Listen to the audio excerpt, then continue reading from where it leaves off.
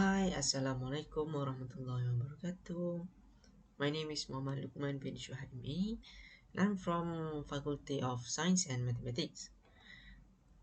I'm taking Linear Algebra SMA3013, which is conducted by Abdul Halim. Okay, so in this video, I will talk about one topic here, which is inverse matrix of 3 by 3 by using adjoint method. Okay, there are a few methods to solve the inverse matrix, but for today, I will discuss about the inverse matrix by using adjoint method. Okay, so without further ado, let's get started. So in the inverse matrix, for 3 by 3, there are a few formulas that we need to familiar with and we need to memorize it. Okay, so this is the formula. The first formula here is this is a negative 1 here is represent inverse matrix equals to 1 over determinant of A multiplied by adjoint of matrix A. The adjoint of matrix A is equals to cofactor matrix and it must be transposed. Okay, later I will explain more about the cofactor matrix. Okay, so now let's focus to the question. The first question is find the inverse matrix of A by using adjoint method. So this is the matrix of A. So the first step to find the inverse matrix is we need to find the determinant of A first. Okay, the determinant of this matrix. Okay, so to find the determinant of A, we need to choose any row or any column, but the tips is we need to choose any row or any column with the most zero in there. Okay, so it is much easier for us to calculate the determinant when there are more zero in it. Okay, okay, let's find out. For the example here, I chose the column number 1 here. There are 1 0 and negative 2 in there. Okay, so we just need to write it down. So first we need to remember this sign here. This is the sign for each position in the matrix. So for this example, I choose column number 1. So we need to take this sign here, positive, negative, and positive here. We need to write it down like this. Okay, so the number 1 here is positive sign. We need to write it down here, positive sign. So this is negative here. This is 0 and here is negative 0, and this is negative 2. The sign here is positive and we need to write it down here, positive, negative 2. Okay, so how can we get the number in this parallel bar here? So just easy one, just simple one. Okay, when we take the number 1 here, we take number 1 here, we close it here, we close it there, and we take the remaining number in the matrix. Okay, and then we just put it down in the parallel bar. Okay, the same goes to the with the number 0 here, we close it here, we close it here, and we take here number 3, 2, negative 1, and 0 into the parallel bar here. Okay, okay, and just continue with the negative 2. Okay, next, for 0 here, we can just cancel it down because the answer will be 0. Okay, so that is why it is advised to choose any row or any column with the most 0. Okay, okay, this is how to calculate it. 1 multiplied by 2 times 0, 2 times 0 minus by 2 times negative 1. Okay, this is 0 and this is 2. Positive and negative will become negative 2, and 3 times 2 minus by 2 times 2. Okay, there we got here the answer is 2 minus by 4, and the determinant of A we got here is negative 2. Here is the answer for determinant A. Now we got the determinant of A. The next step is we need to find the cofactor matrix, which is we call here is C. Okay, the way to find cofactor matrix is quite similar uh, with the way we find the determinant here. Okay, but the difference is we need to find for each position, each element here. There are 9 elements here. We need to find uh, for for each of these elements. Okay, so let's start with the first element here is one position 1 here is, but we need to still use this sign here. Okay, we need to memorize it. Okay, so for the position number 1 is positive here because this is the sign positive.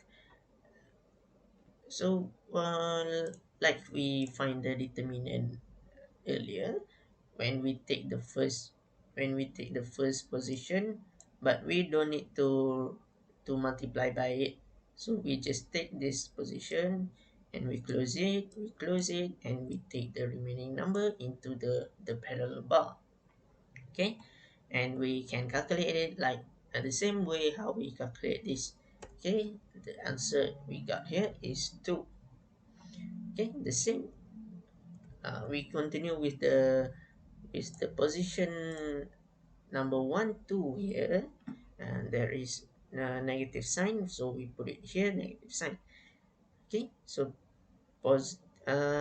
position 1 2 is here, so we close it here, we close it here, and we take 0 2 negative 2 and 0 into the parallel bar here. Okay, okay, that's how simple it is. Okay, this just simple way to find the cofactor. Okay, so we got here negative 4, and we can continue with the position 1 3, and we got here 4. Okay, and so on, we continue for each of the elements here. Okay, okay, now we got it for every elements. There are 9 elements here. Okay, so from this answer, we need to transfer it into the form of matrix. Okay, so it is much easier for us. So this is just write it into the brackets: 2 negative 4 4 negative 2 4 negative 5 2 negative 2 and 2.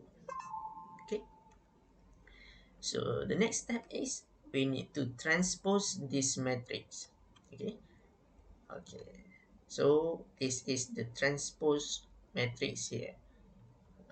For you, for you who don't understand how we transpose this matrix, there is just simple way.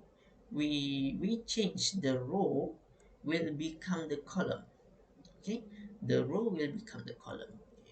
So I will show it to you. This first row here, 2 negative 4 and 4, the first row will become the first column, the second row become the second column, and the third row will become the third column. Okay, that's just simple it is. Okay, when we transpose it. Okay, now we got the cofactor transpose. Okay, let's move on to the next step is we, we can find the inverse matrix now. Okay, let's just this is the formula for inverse matrix. This is the formula of adjoint A. It is equals to C transpose here. Okay, so now let's just insert the value we got here into the formula. Okay, the one inverse matrix is equals to 1 over negative 2. Here is the determinant A, and adjoint A is this matrix. We just insert it in the formula. Okay, so now we can solve it, and this is the answer. Okay, way to go. Okay, we got the answer for inverse matrix, But there is one more step for you. uh, Please remember to check your answer. Okay, so to check your answer, this is the way to check your answer. Okay, now we got here is inverse matrix of A. To check the answer, we multiply the inverse matrix with the origin of the matrix, which is we got it from the question. Okay, this is the origin of the matrix here, and this is the inverse matrix. We multiply it, and we will get the identity matrix.